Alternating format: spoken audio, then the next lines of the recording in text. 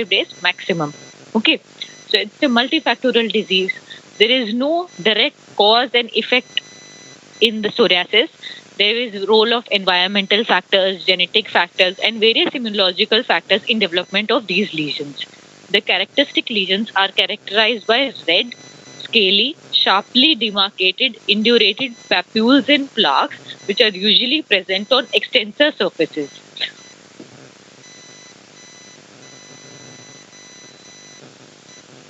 Okay, psoriasis affects 2 to 3% of the world's population. So, in your particular class, also, at least one person or their relative might be having psoriasis. It is equally common in males and females. It is based on the age of presentation into two main types, that is early onset type and late onset type. Early onset type, which is usually seen in children, is more severe and has long lasting disease with a positive family history and HLA-CW6 association, while the late onset variant is usually milder form, resolves spontaneously, and family history is usually absent in this type. Now, coming on to etiology, the main etiological factors is systemic chronic inflammation. This systemic chronic inflammation can be induced by various immunological factors, environmental factors, and hereditary factors such as SORS1 locus or HLA-CW6 gene. There are two main hypotheses. First is keratinocyte hyperproliferation may be as a result of immunological responses. The cytokines released from lymphocytes and Langerhans cells may stimulate the inflammatory cells, which causes increased epidermal turnover. Second one is the epidermal cells themselves produce cytokines, which proliferate these epidermal cells and increase cell turnover and interact the lymphocytes at the site where psoriatic lesions are present. The trigger factors include trauma, that is mechanical, chemical, or radiation trauma. This is seen as a Koebner's phenomena, that is induction of any particular lesion which is similar to the disease patient has at the site of trauma. Suppose if somebody is suffering from psoriasis, so he develops psoriatic lesions at the site of trauma. If he is suffering from LP, he develops LP lesions at the site of trauma. Is known as Koebner's phenomena. Infections such as streptococcus, staphylococcus, HIV, metabolic factors such as hypoglycemia. Sunlight is usually beneficial in more than 70% patients with psoriasis. However, in some patients, it can cause exacerbation of lesions. Most commonly implicated drugs in psoriasis include beta blockers, lithium, antimalarials, and NSAIDs. ACE inhibitors, antibiotics, interferons, terbinafine, and benzodiazepines are also implicated in development of psoriasis. Other less common drugs include digoxin, clonidine, amiodarone, quinidine, gold, TNF-alpha inhibitors. TNF-alpha inhibitors are used in treatment of psoriasis. They can also induce psoriasis. Imiquimod, fluoxetine, and cimetidine. So as we can see in this diagram, normal cell turnover is 28 to 30 days. In psoriatic lesions, it increases to 3 to 4 days. That is almost 7 times faster. The mitosis is also faster, DNA synthesis, cell cycle, epidermal transit time, cell metabolism, stratum corneum, there is hyperkeratosis and proliferation. All these factors are much increased as compared to normal psoriasis. Similarly, in this also, we can see the number of layers are also increased. The stratum corneum cells do not detach that easily, as a result of which there is scaling in these patients. Because of this increased cell thickness, there is acanthosis, the lesions are indurated and thickened. And in the dermis, there is often proliferation of capillaries, which leads to reddish lesions. Okay, as I have already explained, psoriasis is a T cell driven disease. These lymphocytes induce cytokines which are involved in chemotaxis homing of inflammatory cells, which then leads to keratinocyte hyperproliferation. There are 4 main pathways in the development of psoriasis, that is initiation. When a foreign antigen is exposed, this antigen then goes on to the skin epidermal lymphocytes. They then induce a multiple inflammatory response, which gets those goes on to the lymph node. From the lymph node, it proliferates and increases the T cell inflammatory response.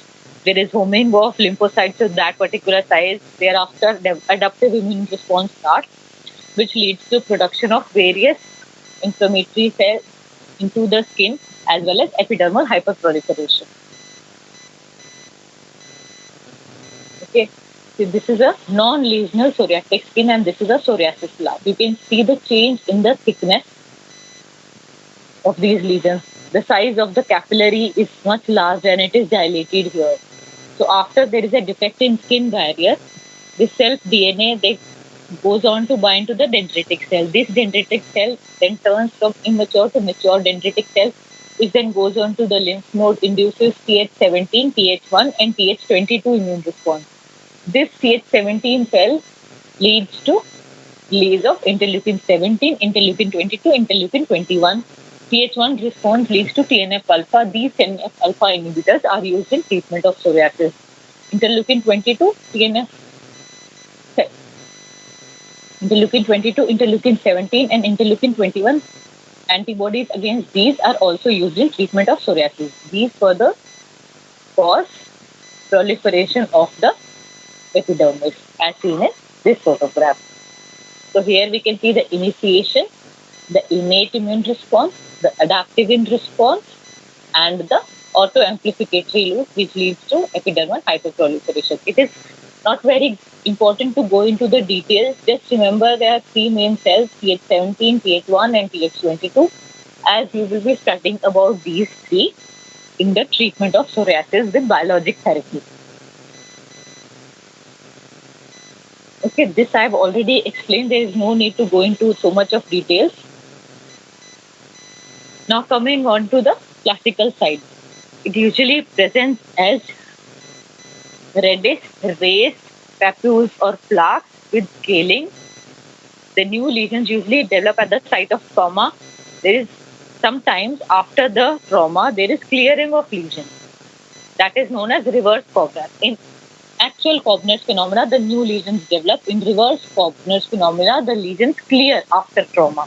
Okay. In most patients with psoriasis, there is exacerbation in winters and improvement in summers. This is related to the sunlight. Sunlight is useful in almost 70 to 80% of the patients with psoriasis.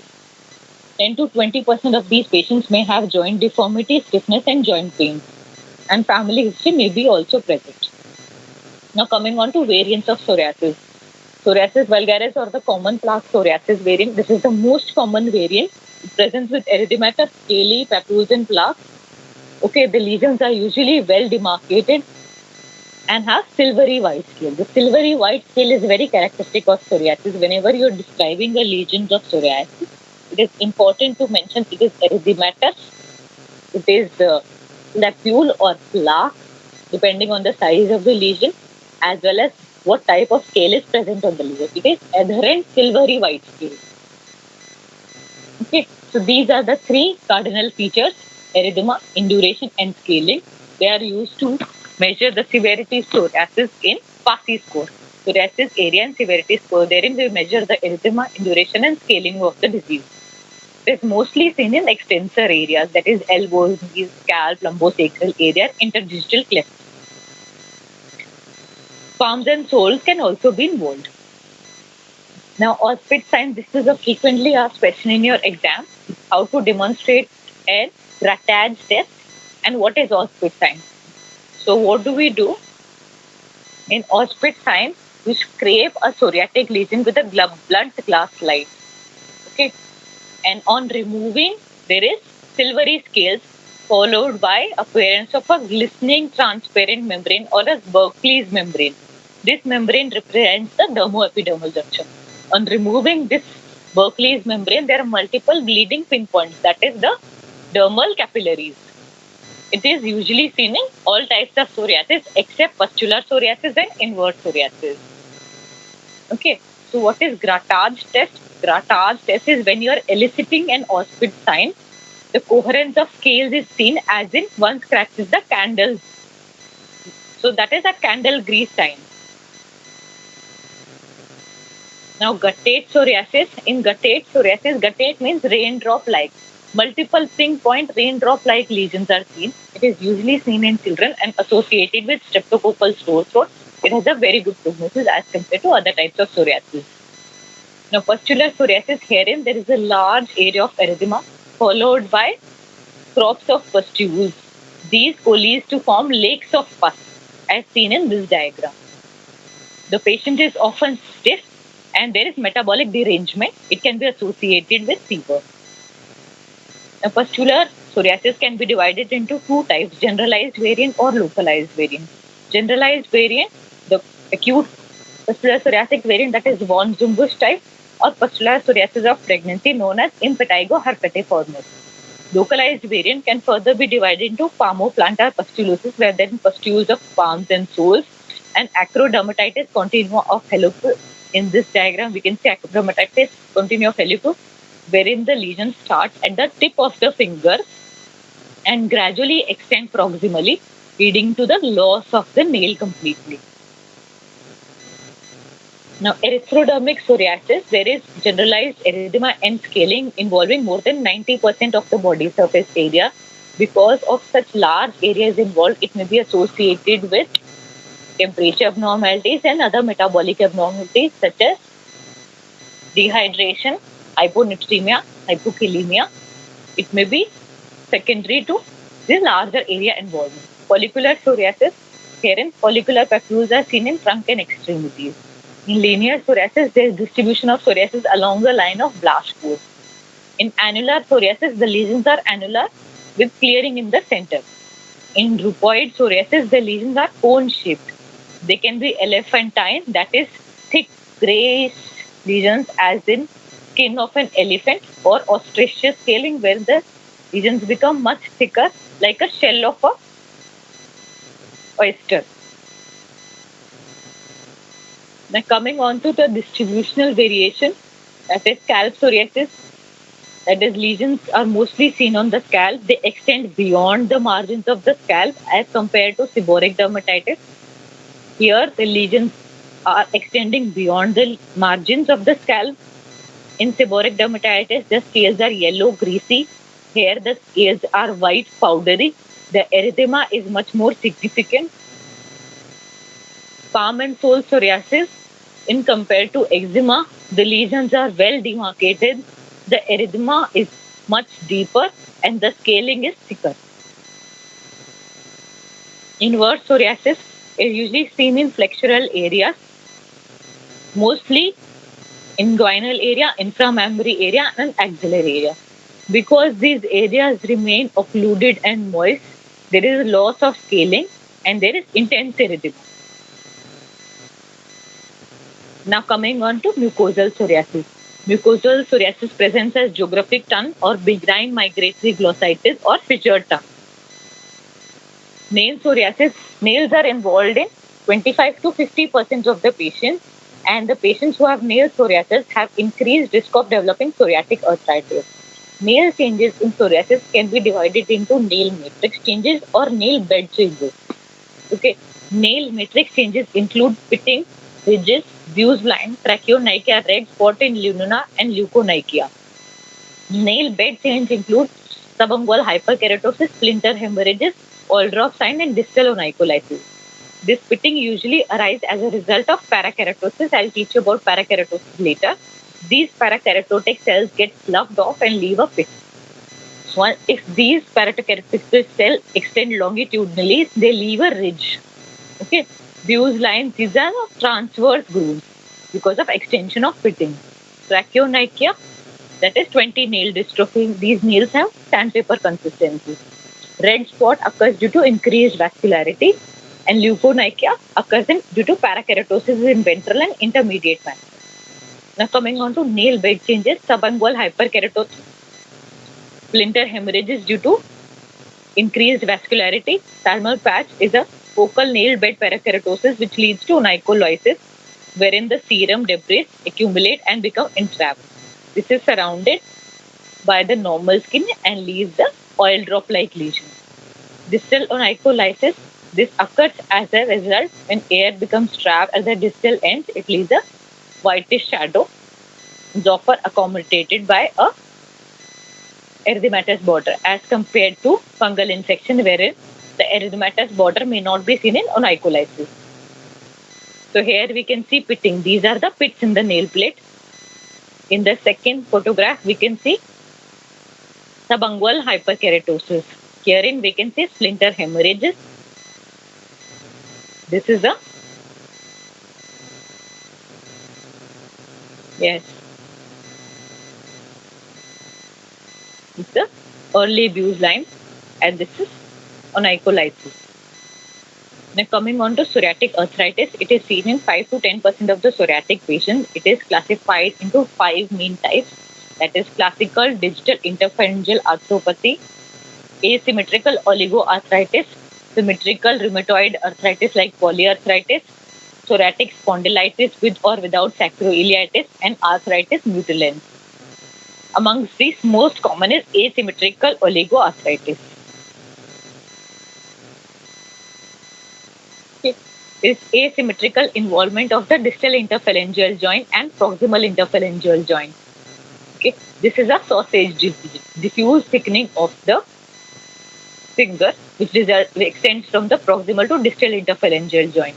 As you can see, nails are involved in almost all digits. This is a classical distal interphalangeal joint involvement.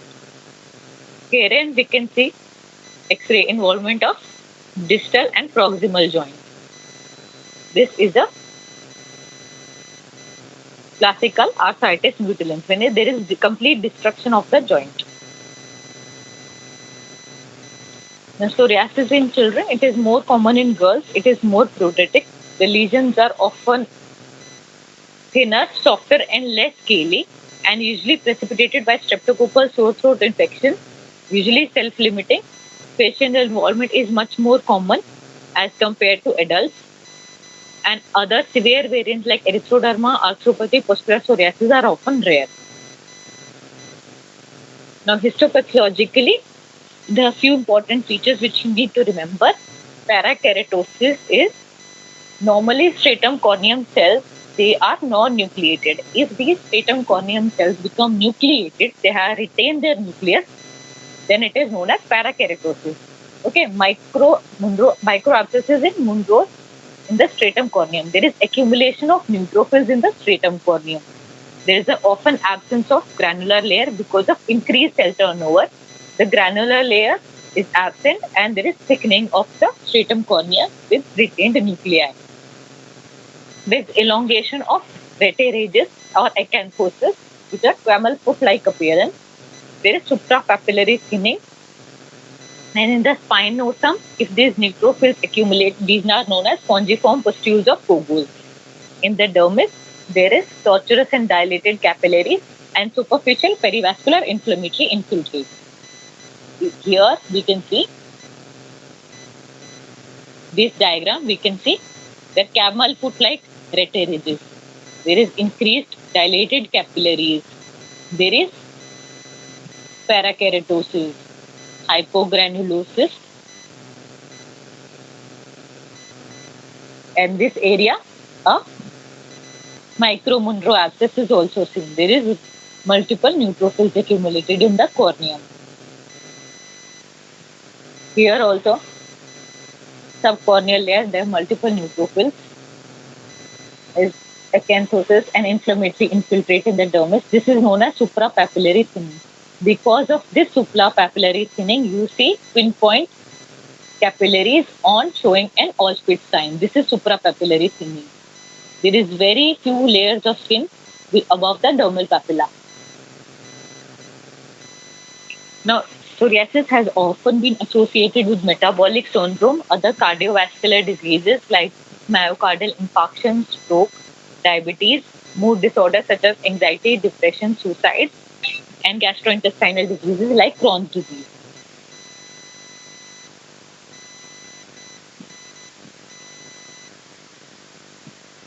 Now, coming on to management of psoriasis. Psoriasis is a long-term illness and can have a significant effect on the quality of life of the patient. So you have to address both psychological and physical aspects of the disease. As we all know, it is a autoimmune disease. So there is no definite cure. You can only control the disease with medication. Okay, so you can have to tell these to the patient so that he has reasonable expectations from the treatment. To educate the patient, what are the predisposing factors, what are the triggers, what to avoid, and what is the likely course of the disease. If the patient has anxiety, depression, or other psychological comorbidities, you also need to address those. Okay, now coming on to topical therapy. Emollients, they form a mainstay of the topical therapy as they reduce the symptoms of itch and tenderness and reduce the irritation and the risk of pulverization. Now, coal tar, shale tar, these have an anti-proliferative effect, and 2 to 3% of the coal tar is used in treatment.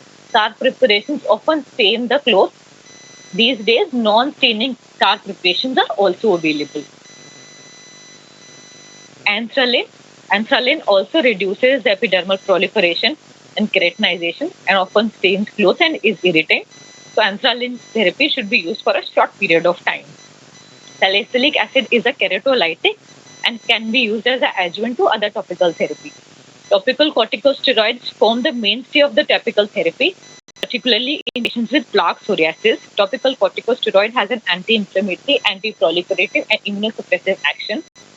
They can be used in monotherapy 1 to 2 times daily or combination with other topical agents. However, only topical corticosteroids should not be used as they often reach a threshold. Thereafter, they stop acting, and you need to updose these corticosteroids every second, third week, and later on, tachyphylaxis can develop. Topical vitamin D analogs inhibit the keratinocyte proliferation and enhance the differentiation of keratinocytes. Some topical vitamin D preparation include calcipotriene, calcitiol, paclitaxel, maxacalcitol. These are often safe and effective in treatment of psoriasis. Topical retinoids, they act by normalizing the abnormal keratinin differentiation, decrease the hyperproliferation, and decrease the expression of the inflammatory markers. Tazorotene is the most commonly used retinoid in psoriasis. Calcineurin inhibitors, they act by blocking synthesis of various inflammatory cytokines. Tacrolimus and pimecrolimus are often used in inverse psoriasis and facial psoriasis, wherein the size of the psoriasis lesion is not very large and it is not much indurated. It can also be used in intertriginous psoriasis. Now coming on to phototherapy. UVA phototherapy, UVB therapy, and targeted phototherapy. These 3 types of therapies can be used in psoriasis. The most commonly one used is UVB phototherapy. It is recommended in generalized pustular psoriasis, which is unresponsive to the topical agents. It is not only more effective than broadband therapy, but often leads to the rapid clearing of lesions. Targeted phototherapy, that is excimer laser lamp or targeted UVB light, effectively affects the psoriatic lesions and leaves the unaffected lesions untreated. So, if you are giving whole body UVB phototherapy, there can often be hyperpigmentation in rest of the body where the patient may not want, and it often causes the cosmetic disability. So, in such a patient where the number is far and few, but it is not responding to topicals, you can use a targeted phototherapy.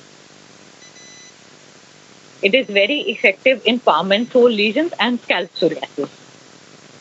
Now, PUVA phototherapy, since most of the places do not have a UVB chamber, PUVA photochemotherapy or PUVA sol, that is Sorolin plus ultraviolet light from the ultraviolet light chamber, or Sorolin plus sun ultraviolet light. Both can be used in adults with generalized psoriasis who are resistant to topical therapy.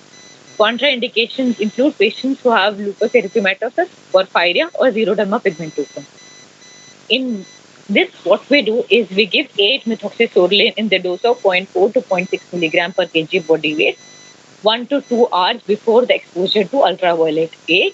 UVA can be available either in the chamber or through sunlight.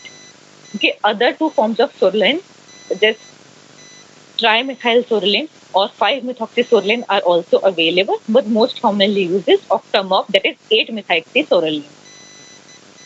when you are advising phototherapy to the patient, you need to protect the eyes and the genitalia. So both of them should be protected.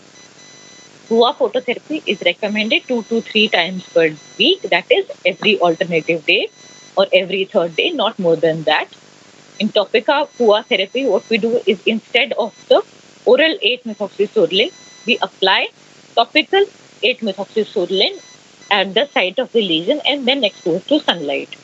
Wherein the time duration is only 30 minutes. You have to wait only 30 minutes before exposing to sunlight. While in oral drug, we need to wait 1 to 2 hours. Similarly, Bach PUA can also be used in patients with generalized psoriasis. There's hand and feet PUA, turban PUA, depending on which area is being treated. Now, coming on to systemic therapy. Systemic therapy is generally recommended in patients whose body surface area more than 10% is involved, or passive psoriatic area and severity index of more than 10 is present, or patient has severe debilitative system with significant effect on the quality of life with a limited disease, or patient having limited disease which is not responding to topical or photochemotherapy. In such patients, we recommend systemic therapy because it will be difficult for patients to apply so much of cream daily over such a large area. And the systemic absorption will also be there because there is often dilated capillaries in these areas. So most commonly recommended drugs in patients with psoriasis is methotrexate. It is indicated in severe recalcitrant debilitating psoriasis. It is given once a week and dose should not increase 30 mg per week. A test dose of 2.5 to 5 mg is recommended and rest of the days folate supplementation is there.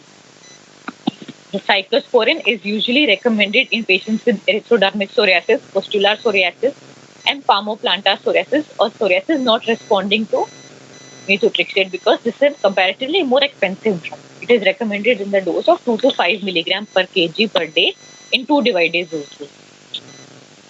Acitretin, it is usually given in patients who are males. It is avoided in female patients because of risk of teratogenicity. Okay. It has greater response in patients with pustular psoriasis as compared to the other types. It is treatment of choice in patients who have immunosuppression because it does not induce further immunosuppression like methotrexate and cyclosporin. So it is the treatment of choice in patients with HIV positive who have serious psoriasis. It is recommended in the dose of 10 to 50 mg per day, even in a single dose. And acitretin can be combined with phototherapy also, wherein it is known as re-PUA, retinoid plus PUA. Systemic steroids are usually not recommended in patients of psoriasis.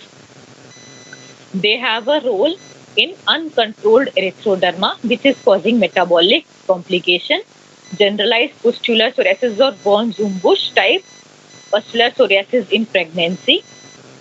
Okay, in these 3 types, it is indicated.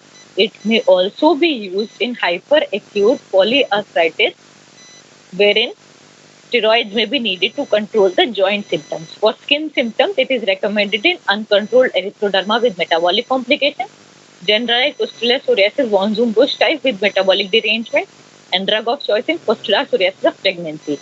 In normal pustular psoriasis, acitretin is given, but herein, since acitretin is teratogenic, pustular psoriasis in pregnancy is to be treated with systemic steroids. Apremilast is a phosphodiesterase 4 inhibitor, which is a new oral drug which can be used in moderate to severe plaque psoriasis. Now coming on to biological agents, these are to be recommended in patients with severe disease of PASI score more than 10 or body surface area more than 10 and dermatological quality of life index more than 10. That is, patients who have severe impairment in the quality of life.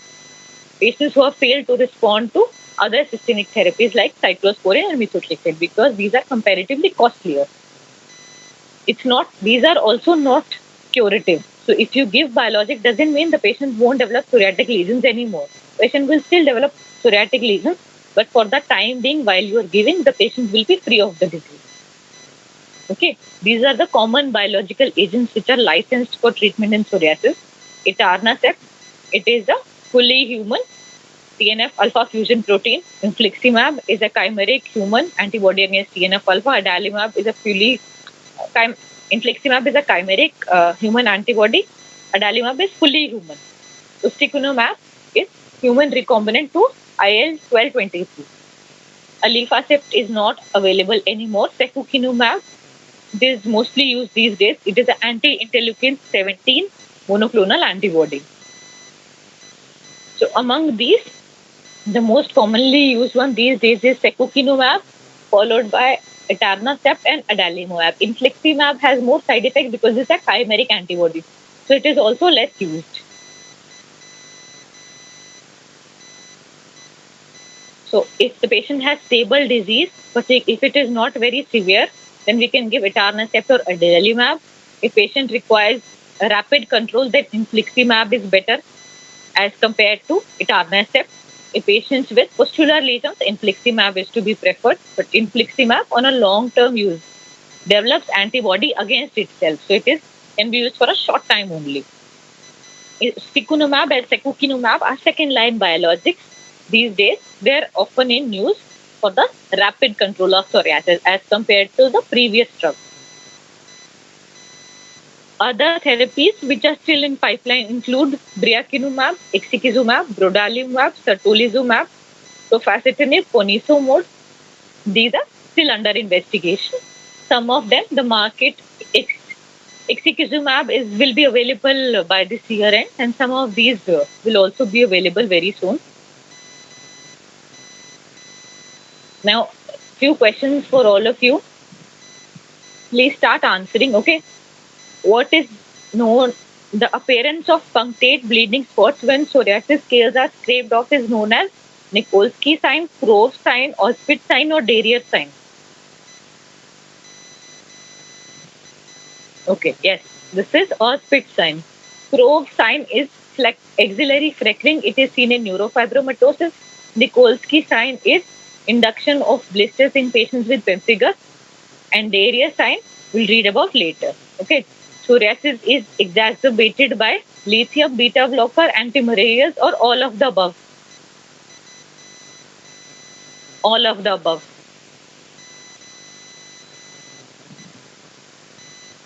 Okay. So which of the following is true about psoriasis? It most commonly affects intertriginous area.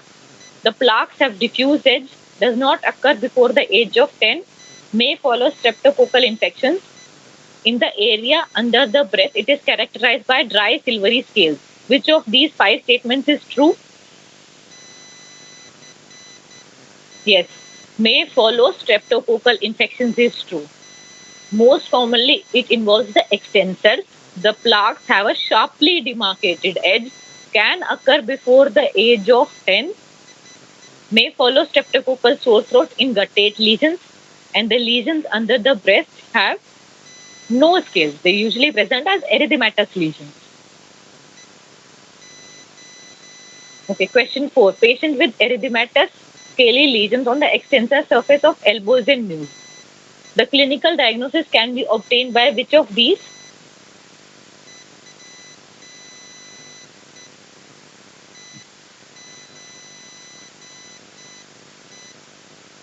Yes, Auspitz sign. KOH smear is for fungal infection. Zhang smear is for pemphigus. Skin biopsy can also be done, but it can be diagnosed clinically also. The characteristic clinical features of psoriasis include sparing of skin over head, face, and neck. Guttate usually affects the elderly. Nail changes with pitting and olycolysis. And red non-scaly skin areas in the natal cleft or submammary folds. Which of these is true? Yes, nail changes with pitting and olycolysis. It usually involves head, face, and neck. Guttate lesions are usually seen in children. Nail changes are correct. The natal and submammary folds are non-scaly, but it affects the extensor surfaces more as compared to the flexural surfaces. Okay. Can you identify the type of psoriasis seen in this patient? Which type of psoriasis is seen here? Which morphological variant?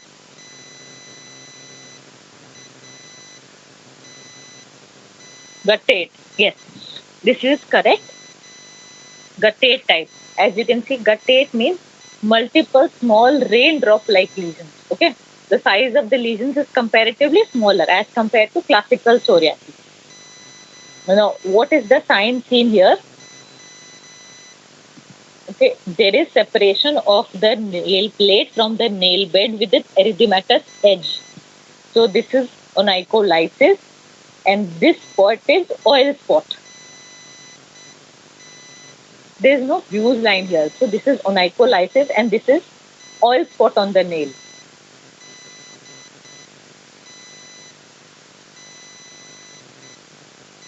Okay, which type of psoriasis is this? It can be confused with tinea. However, if you see individual morphology of the lesions are erythematous papules with silvery white scales and central clearing. So this is an annular psoriasis. Now coming on to lichen planus.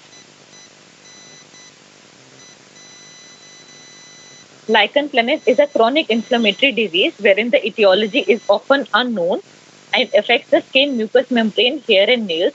It is clinically characterized by a lot of peels. First is pruritic, pink or purple, polygonal, violaceous is purplish, plain top or flat top papular lesion. Okay, so there are 5-6 peels. Pink, polygonal, purple, plain topped papular pruritic lesions. Okay, this is important to remember. So what happens in lycoplanus is there is C-cell mediated autoimmune damage to the basal keratinocyte. Okay, it is associated with other autoimmune diseases like ulcerative colitis, myasthenia gravis, lupus erythematosus, alopecia areata, etc. The exact cause why there is autoimmune damage to the keratinocyte is not known. However, it is mostly seen in patients with HLA-B27, HLA-B51, HLA-BW57, HLA-DR1, DR4, and DR6.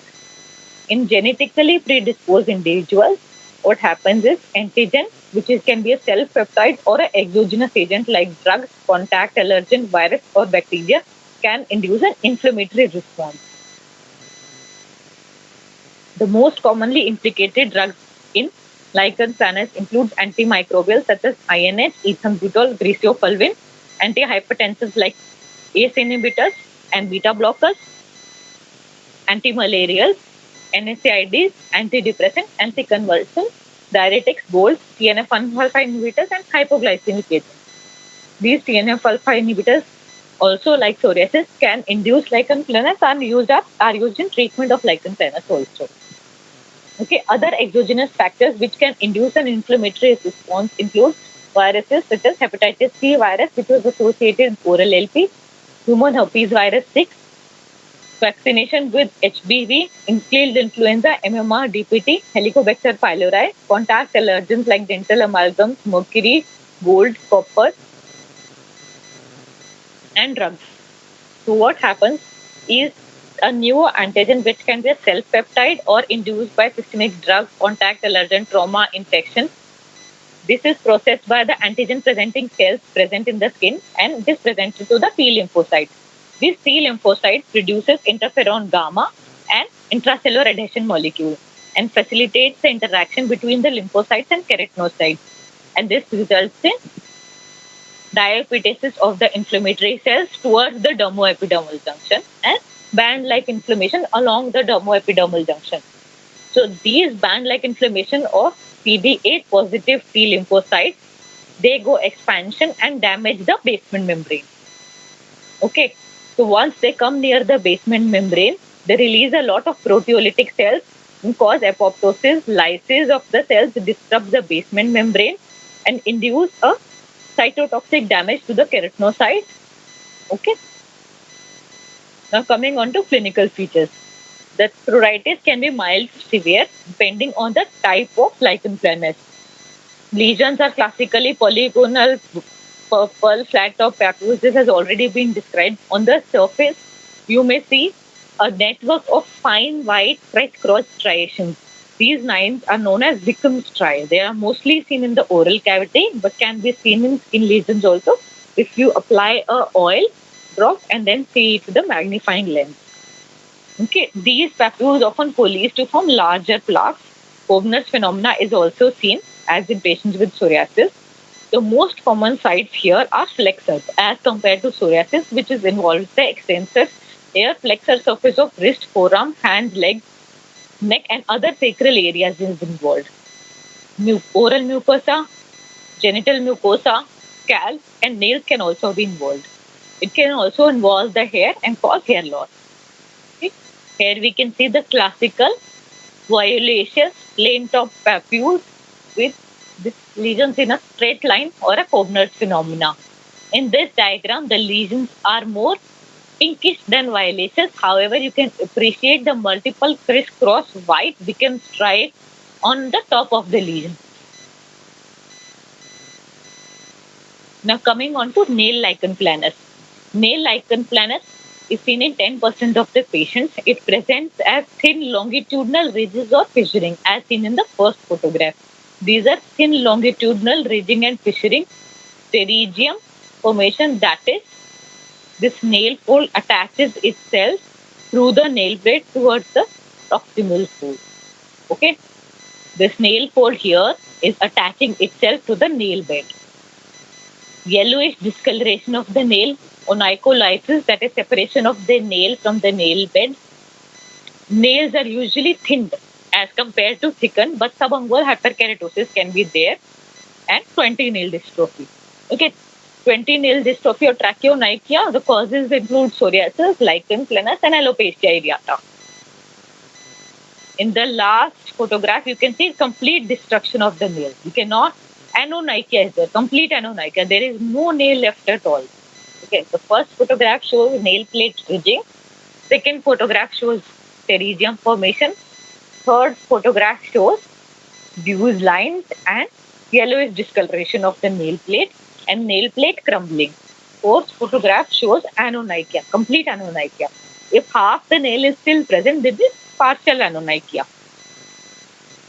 Now coming on to oral lichen planus. Oral lesions occur in 70 to 77% of the patients with cutaneous lesions. Oral lesions can further be divided into reticulate lesions wherein whitish streaks are seen in a lace-like pattern as seen in the first photograph. Erosive or ulcerative lesions, which is seen in the third photograph. Atrophic lesions can also be there. Some bullae, papules, plaques, or pigmentary lesions can also be there. Okay. Here you can see classical plaque-like lichen planus. These lesions can involve the buccal mucosa, tongue, gingival mucosa. They often cause difficulty in eating spicy, sour foods. In the first photograph, you can also appreciate a mercury dental amalgam in the patient. This might have induced oral lichen planus.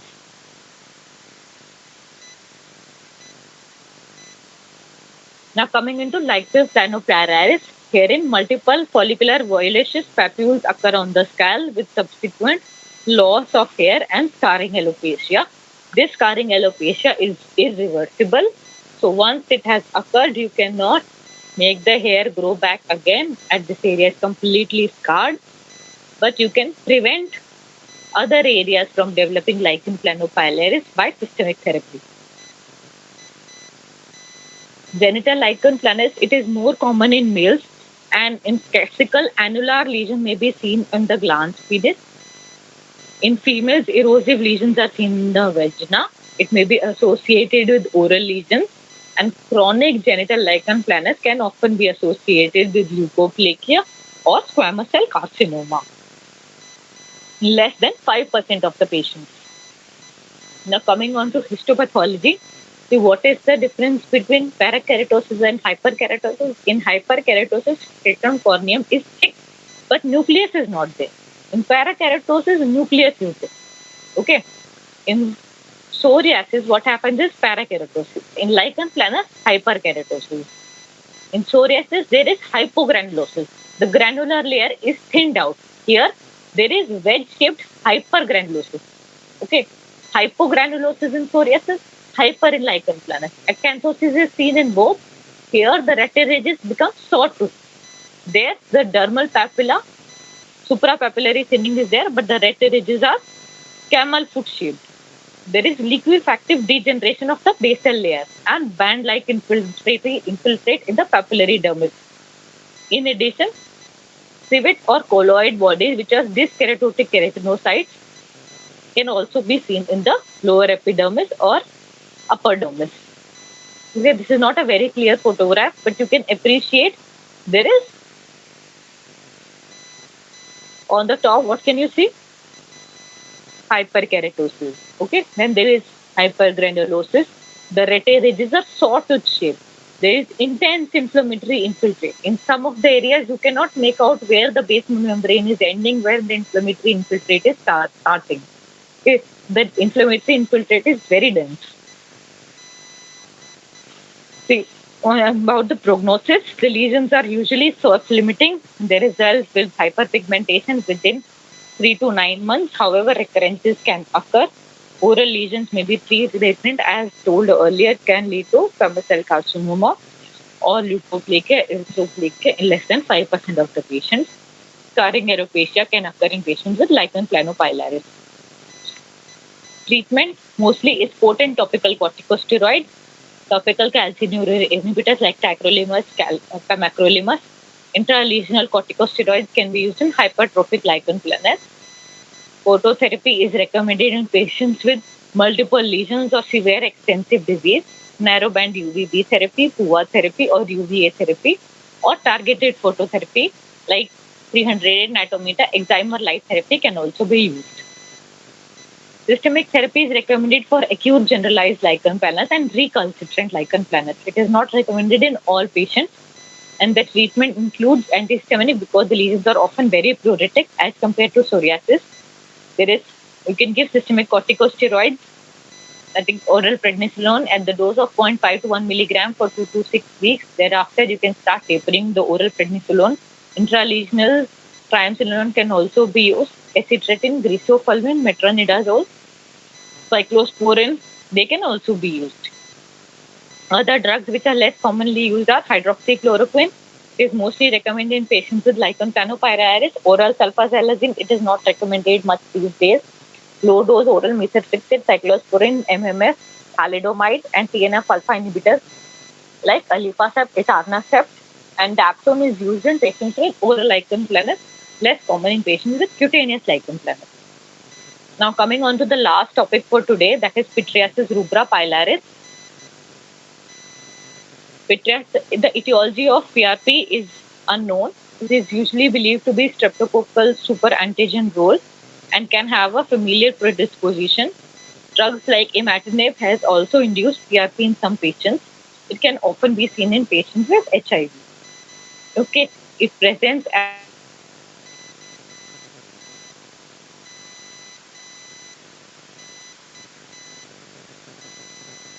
with whom you grate the carrots and other vegetables. So that is a nutmeg grater. Okay, so follicular papules are present on an erythematous base. These colees